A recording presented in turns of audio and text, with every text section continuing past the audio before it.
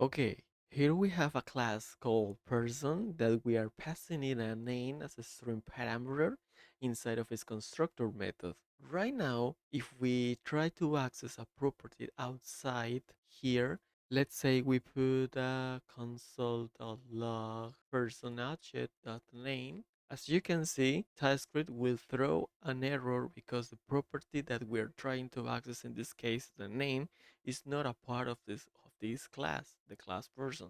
If we want to access this outside, we have to define this property here like this as a string. And we have to do here inside of the constructor method this.name equal to name. And the error, as you can see, will go away. And we're able to access the name property outside here. TypeScript has a better way to do this property assignment. So we can remove this class property from here, and we can also remove this assignment from here. All we have to do is assign this access specifier to the property name in the constructor parameter from here. So we can do this parameter as public or private prefix. And as you can see, the error will go away and we'll be able to access the name property outside here.